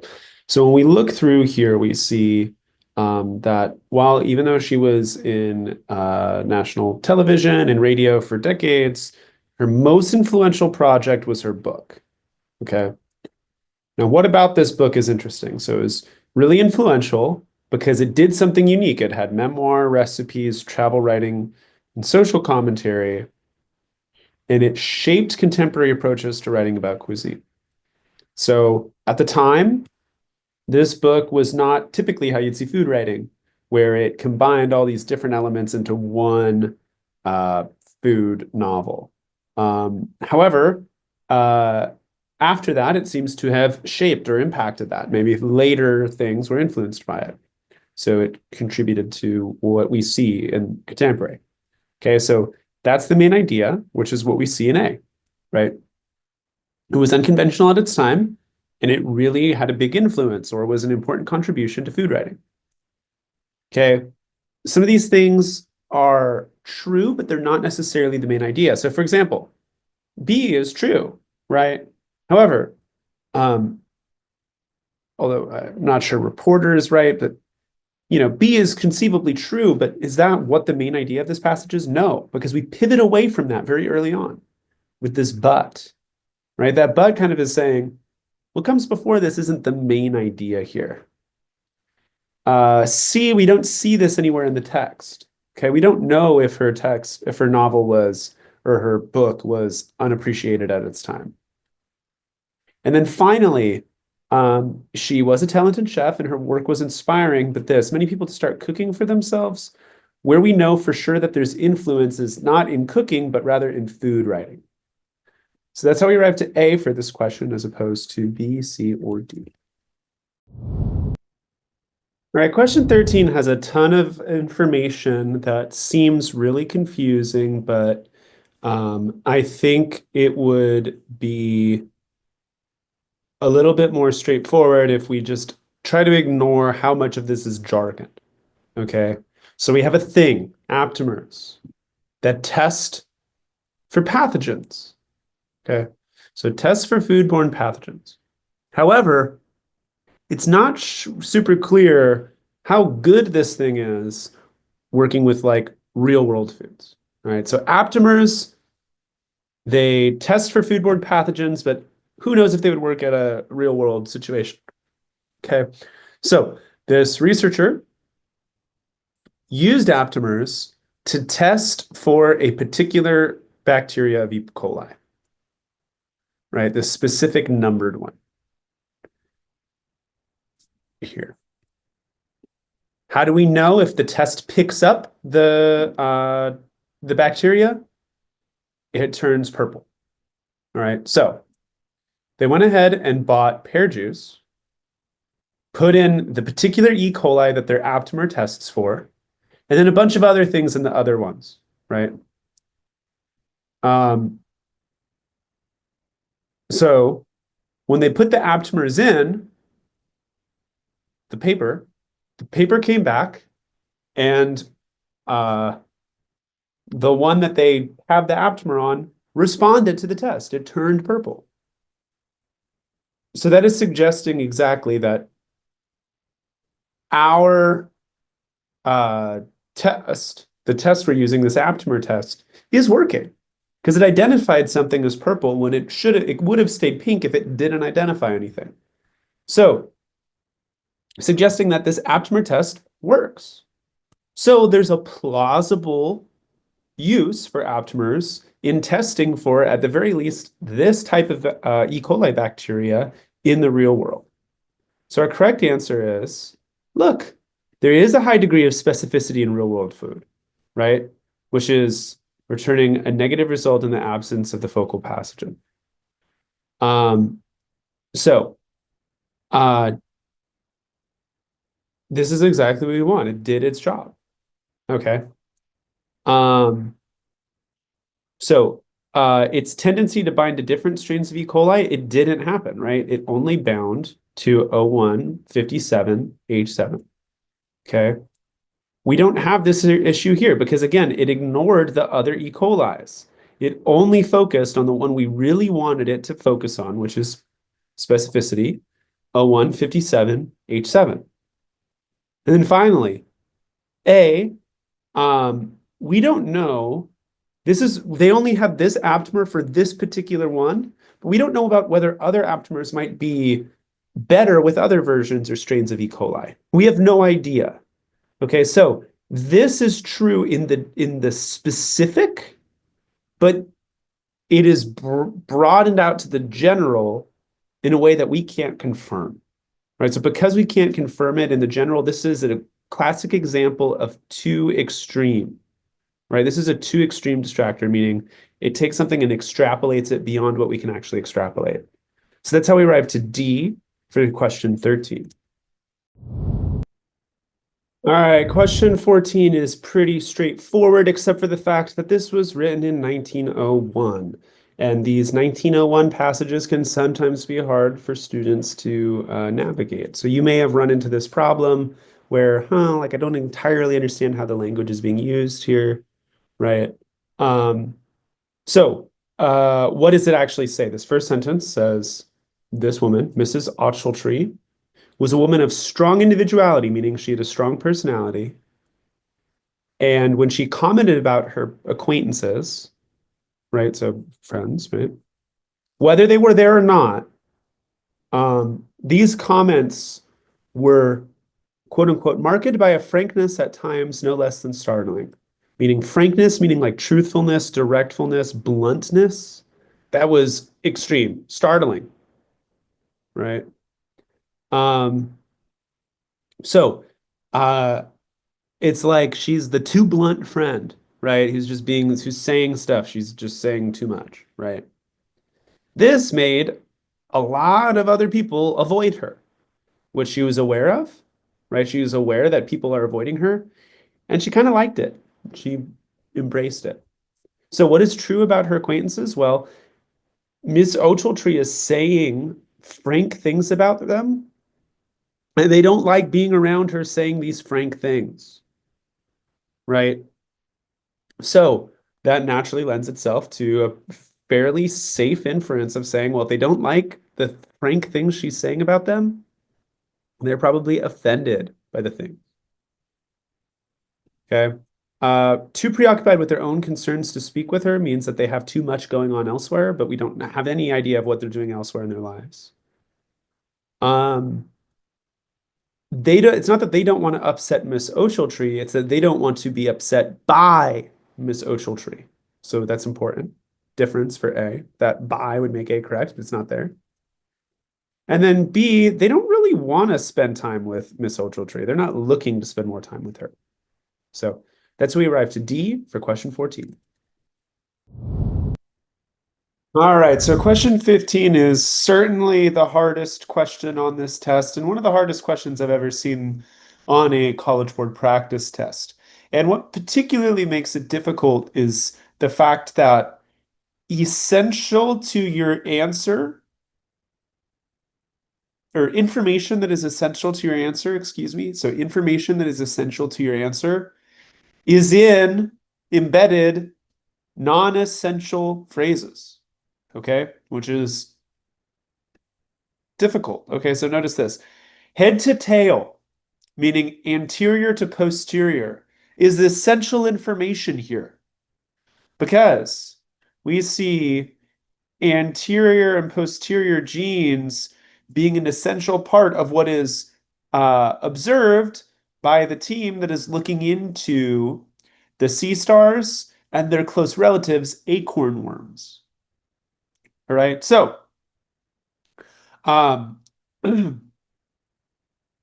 basically, what does this passage as a whole say? So that's the first place we need to understand, right? If we're logically completing a text, if we're inferring what comes at the end, we need to really understand what the text as a whole is saying. Okay, so what does the text as a whole say? Echinoderms, which are marine invertebrates with radial symmetry, meaning they start in the center and they radiate out, okay? Basically, a starfish, right? Sea star.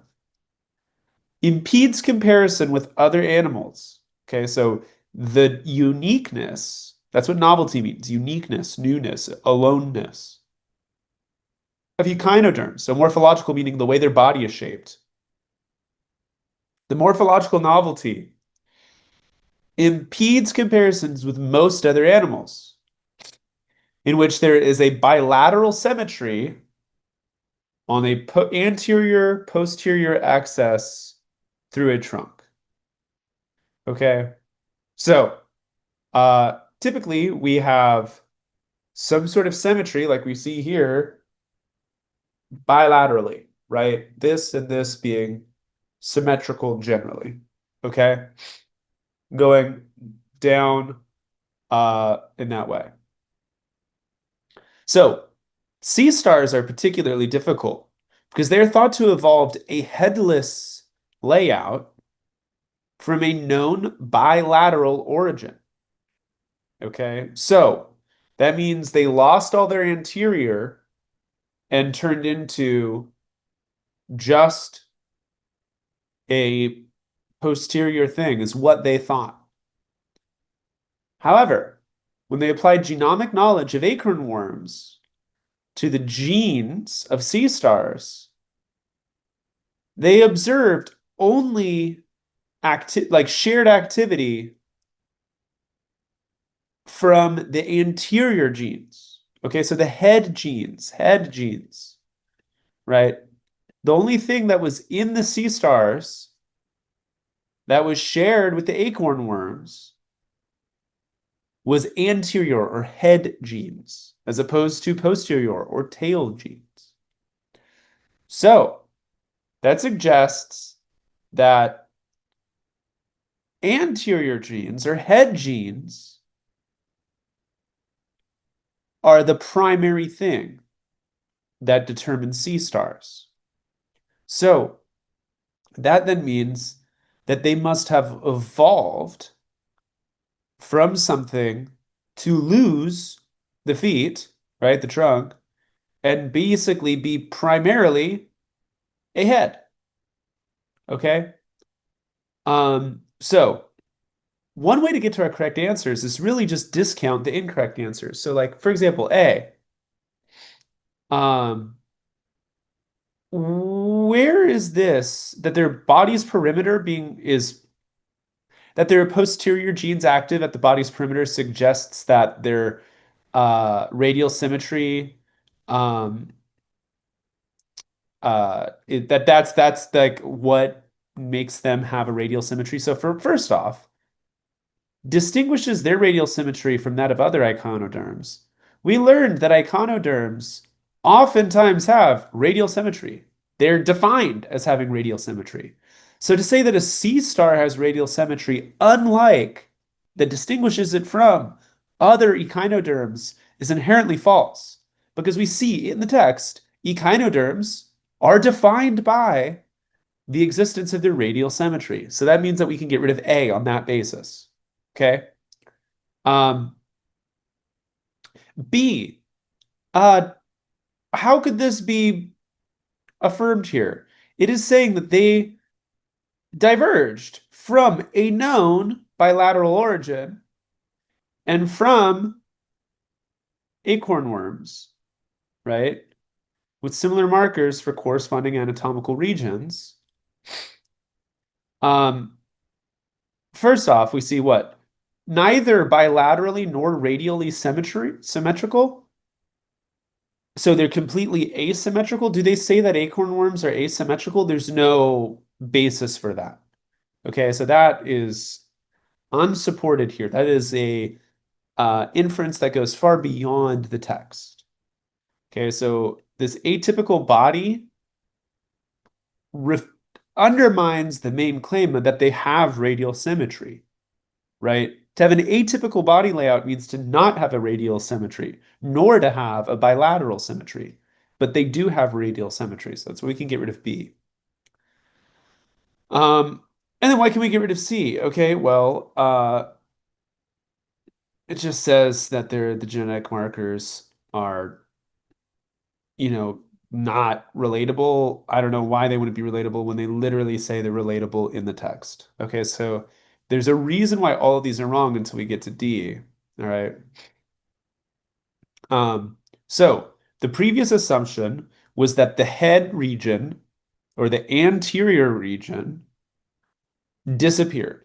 Okay, so they just got a headless layout from getting rid of an anterior posterior thing. All right.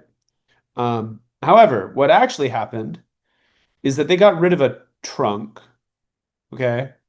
It became basically just a head, right? They're just the anterior genes. So again, you need to have read this non-essential phrase here to see that a head to tail means anterior to posterior, to see that this C star Pateria miniata is primarily anterior genes, meaning primarily head genes, which is the opposite of what was presumed, which was that they would have a headless layout.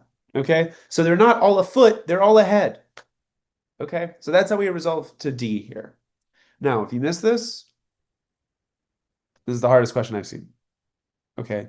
However, if you missed this and spent 5 minutes on this in a way which undermined your ability to finish this test or allocate enough time to other questions on the test, which required a significant amount of time, um, if this eliminated your or limited your ability to get rhetorical synthesis questions correct, right? Questions like 27, 26, 25. This limited your ability to look in depth at the grammar questions where you felt like you're rushing. Now that's a problem. Okay. Missing this question isn't necessarily a problem. Even if you're a kid who's aiming for perfect, which is amazing, missing a question like this just straight up happens sometimes. But you can't let this question erode your ability or diminish your ability to get other questions that are easier questions correct. This hard question can't make the easy questions harder too, because it took too long, right? So work through it logically, get through it logically. But if you're just running your gears on this and not actually thinking anything or not actively, methodically, logically working through it, it's time to move on. So that's what I would suggest. But now we understand how we can get to D and how we can get rid of A, B, and C. All right, this question 16 here is this easy here is wrong. I must have noted that wrong. This is a hard question for sure. Okay, so we're trying to figure out the verb tense of our verb, which is coming from the infinitive to suggest for this clause here. Okay, so what makes it so difficult is what makes clauses so difficult on much of the SAT, which is all of the non-essential phrases. All right. So I want us to just look at this sentence as though much everything else was missing. Okay. What does it say? This hypothesis, excuse me, this hypothesis that certain trees survived cannot stand unless other explanations can first be ruled out. Okay. Now, I removed more than just non-essential phrases, right? I also removed qualifiers, words which are kind of clarifying the meaning of other words, okay? But that clarifies why A is correct because ultimately we don't have a standalone clause unless the standalone clause is this hypothesis cannot stand. Okay, this hypothesis cannot stand. So, if we were to say this hypothesis suggested that certain trees cannot stand, uh, doesn't make sense because we're not saying that they are not able to be up. We're not saying that trees weren't able to stand. We're saying that the hypothesis cannot be sustained, right? This isn't a vocab question, but we need to understand that stand can also mean validated or believed or approved, right? So we're basically saying this hypothesis suggested that certain trees cannot be approved. That doesn't make sense, right? We're saying that the hypothesis, which does suggest that certain trees survived, is what cannot stand. The hypothesis cannot stand. So the subject then is this hypothesis suggesting that certain trees survived, right? The subject is all of that. This hypothesis suggesting that certain trees survived without interruption or human intervention throughout the Holocene. That is our subject. Okay.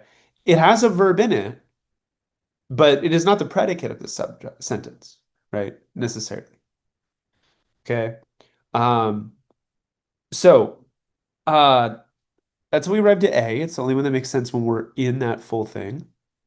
Otherwise, it either suggests that the hypothesis is that trees weren't standing.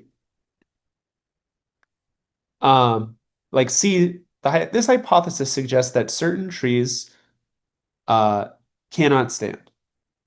Doesn't make any sense, right? Um, so that's what B, C, and D do, and A is the only one that makes the hypothesis the thing that cannot stand as opposed to the trees. So tricky question here, but when we think about it and we move through it logically, we can see why our correct answer is A. All right, so question 17 here is a grammar question. We're being asked about verb tense. We want to make sure we're choosing the right verb. So always want to find your subject, which is embryos here. So embryos is plural, so we need a plural subject like enter. We want it in the present tense because we see to survive. When it is present tense scarce. So all of that is leading us to enter, which is plural present tense conjugation. To enter doesn't make sense here to use the infinitive. Entering doesn't make sense here in the gerund. And then having entered would only make sense if something after it says having entered this, they then do that. Having entered has to arrive as the verb tense of this suggests that it is arriving before some other action that takes place later. So that's why we arrive to A for this question 17. All right, so question 18 is one of the more interesting or difficult grammar questions I've seen on this test. So even though this is a question about verb tense, there's sort of an implicit question about punctuation here, right? Which is right here. Okay, so we have a comma right here separating these two units. So we have everything before this comma, let's read it. Known as the Brass Era, this period in automotive design is remembered for its grandeur and artistry. Okay, that is an independent clause, right? That can stand on its own. Then we have a comma and some sort of clause after it. We have a subject, it's vehicles, and then we have some sort of verb, right? Prized. Okay, or well, actually it's not. We might not want a verb there. Okay, why? Its vehicles is maybe not the subject of what comes after this. Okay, it's actually the Brass Era that is the subject. Okay, because we have a comma here, we cannot have after this line an independent clause. We have an independent clause after this. What do we know the punctuation we must use to create that independent clause? We would need a fanboys coordinating conjunction after the comma, or we would need to use a semicolon, a period, or a colon if this unit was elaborating on it, but it's not. So because we have a comma, that means that this part after cannot be an independent clause. In any of these answer choices, which have an auxiliary verb, a helping verb, had been, are, or were highly prized, turns that into an independent clause. And let's just see, right? Its vehicles are highly prized by collectors for their ornate detailing and gleaming brass fittings, right? That is clearly an independent clause. We have our verb, which we have here. We have our subject, right? But we can't let this be an independent clause. We have to let this be not able to stand on its own. It has to be part of this sentence as a whole. Okay, so because it cannot be an independent clause, the only one that isn't creating an independent clause is C, highly prized, which is how we get there for question 18. All right, so question 19 is asking us, where does a particular transition belong? And also, how do we produce transitions? So I just want to point out the ones which are just improperly produced either way. Um, so the answer choice D, we wouldn't just have a comma there. Um, uh, because that would suggest that though efficiency gains, lowering the cost of use, may increase demand to the extent that would suggest that efficiency gains, lowering the cost of use is a non-essential phrase. So our correct answer is C because we want this transition, though, to be relating between these two clauses, right? So the idea is, um, generally speaking, we would expect that with more efficient use of natural resources, consumption of those resources would be expected to decrease. However, economists have observed that improvements in efficiency often correlate negatively with resource conservation, meaning um, that by being more efficient, we actually may see uh, more resource use. Okay. So we need to make sure that that though is naturally relating the clause here to the clause here. If we had it coming with this clause, it would suggest that this information undermines the information that comes before it. This clause, the final clause in this passage, would have to undermine the clause that comes before it, which doesn't make any sense because in the second sentence of the text, the first clause is saying that they have observed improvements in efficiency often correlate negatively with resource conservation, meaning resources are more highly used when efficiency goes up. And then the second sentence says demand might increase once there are efficiency gains, which is the exact same thing. So we wouldn't want to use a though there to pivot between the two, right? Then finally, A is wrong because that though between this pair of commas would mean that this is all just one long clause, which doesn't make any sense. So that'd be a huge run on. So that's how we arrive to C for question 19. All right, so question 20 is one of those questions that's a little more straightforward than it might appear. So ultimately, this is a long sentence, but a long sentence is not inherently a run-on, okay? I've found a lot of students think that run-on sentences are those which, simply put, are long. But that's not what a run-on sentence is. A run-on sentence is one where we have more than one subject. Now that needs to be two clauses. More than one predicate. That needs to be two clauses. So, excuse me. That's what makes a sentence a run-on. So here we just have one subject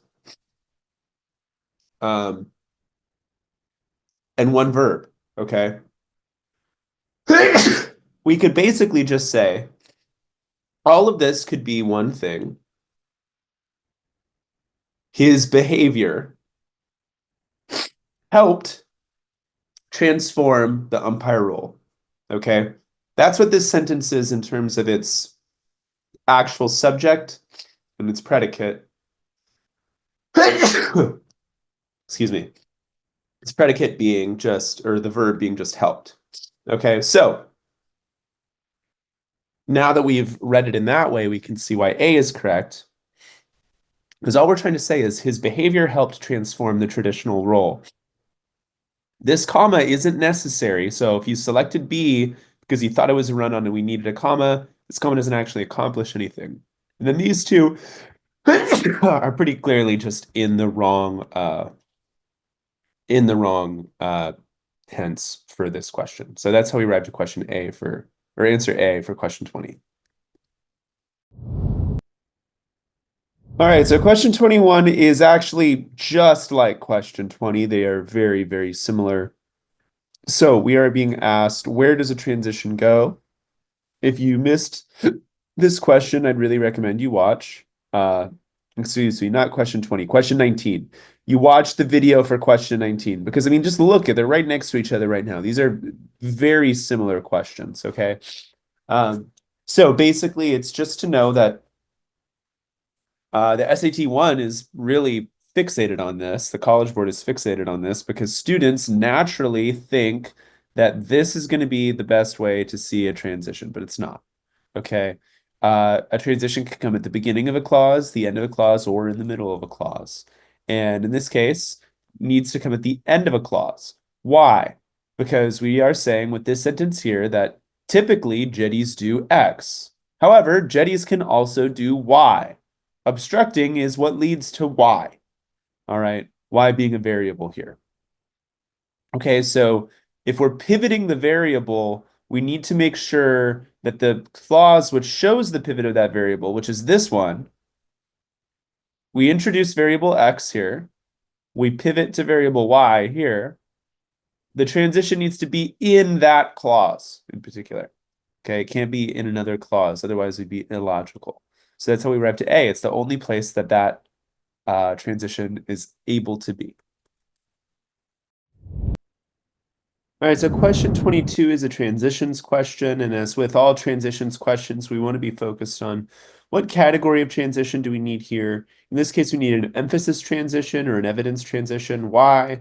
Because we make a claim, and then we give evidence for that claim, right? We exemplify that claim. So the claim is that it has an impressive audio collection, and then we see exemplified the fact that they have 5,000 audio recordings of native languages. So in fact is one of the most classic emphasis or evidence transition categories we have. So in fact is perfect for that. And that's why we choose A for 22.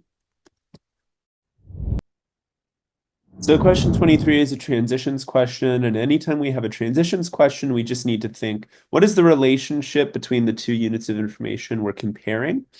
And which transition exemplifies that category? Okay, so we have a contrasting information transition category here. Okay, so it just so happens that by contrast is the clearest contrasting information category transition you could ever have. Why do we know that this is contrasting? Because we say that wolves at 2 weeks old can smell but cannot see or hear. Dogs, however, can do all three of those things by the end of 2 weeks, right? So if we could have used however, by contrast, is a perfect synonym, so that's why we'd use it. For instance, would it be to give an example of it? In other words, would be to restate it, and accordingly would be cause and effect. So really study the categories of transitions if you're missing a question like 23. All right, so question 24 is a transitions question. Here we just need to be thinking about the category that best exemplifies the relationship between these two units of information. So the first one says one might expect to see life-sized styled sculptures are opened up in the street. There's a real deep hole. However, I just gave it away, right? Where we want to use a, contrasting information here. It isn't actually a deep hole. It's actually just the illusion of depth. Okay, so we need to use a contrasting information transition because we are pivoting from saying it looks deep, but actually it's not only seemingly deep. Okay, so as a result would be cause and effect, and we're not saying that there is a deep hole, therefore there is the illusion of depth. There actually isn't a deep hole. Next would mean just something sequential, which we don't have here. And then additionally would need to be more information based off of this, maybe more examples of how we might expect this to be XYZ. Okay. The only one that perfectly clarifies though that we have contrasting information that we're pivoting from saying it isn't actually deep hole, it actually is an illusion is B. So that's how we get that for 24. All right, so question 25, we have a rhetorical synthesis question. And anytime we have a rhetorical synthesis question, we really want to go to the question itself. So we want to talk about an advantage of the format of this art piece. Okay, so what was the format of this art piece? Well, it took place where it was online and you looked at video clips and all these things associated with the artifact. And what was the advantage? What was popular because the format allowed them to control the experience. So we see that word format right here. It means this bullet point is going to be really essential. So our correct answer really goes along with that bullet point, right? It appealed to audience because it allowed them to control the experience. Just like we see right here. The only thing is that popular now turns to a really, really similar word, appeal. Okay. Um, so advantages aren't really discussed in the other ones, right? D just describes what's going on here, but it doesn't really say like, hey, why was this an advantage, right? Why didn't we use a different format? D can't answer that question. B talks about the format again, but it doesn't say why this is good. And then finally, A just really describes the artwork as a whole, okay? Which actually wasn't, I mean, it was a drawing, but digital drawing. Um, so C is the only one which not only describes the format, but describes why this was a good thing. What was the positive benefit of this format? So always make sure you're kind of looking directly at the question for one of these rhetorical syntheses. All right, so question 26 is a rhetorical synthesis question. It is very similar to question 25. We really want to make sure we're looking, what is the question asking us to focus on? So we want to be focused on particularly an advantage of infilling. So our answer choice is going to need to say infilling is minimally invasive. Okay, so we need to point out an answer choice which says infilling is minimally invasive as opposed to power grinding, which can sometimes alter or damage the rock. So our correct answer is filling in carvings, which is infilling, is less invasive. Perfect. Okay. Then the power grinder, which we talked about, which can alter or damage. Okay. So the advantage of infilling is going to naturally have to be compared to the other option, which has its disadvantages, which is that it alters or damages the rock. Okay. So A is true, but when does it talk about the advantage of infilling? Nowhere, right? We just talk about power grinding. Uh, C, this is good to hear, but then fill them in with ground sandstone, and bonding agent. Why is this good? Right? Where's the advantage of this? It's not stated. And then finally, D is true, right? They do differ in their levels of invasiveness. But do we specify or emphasize or explain why infilling is less invasive? No. Okay. So just make sure you're staying robust in your approach to get something like B. My question 27, our final question of this test, is a rhetorical synthesis question. So we are being, in any rhetorical synthesis question, we want to make sure we are going to the question to really know what we're looking at. We need to emphasize the role of a misconception in the naming of a place. Okay, so when you read through the notes, you see what is the misconception? That California is, look at how it's in quotes here, scare quotes, an island. And because they thought it was an island, they named it California based off of this fictional island, right? Of course, California is not an island. It is actually a peninsula. So, Baja California, which is California, right? Lower California, whereas California that you may know of today is Alta California, upper California. So, what is the misconception and how did it play in the naming of a place? Well, they thought California was an island. Okay. So they named it after an island in a popular novel. Perfect. Right. Um, so for C, where's the misconception?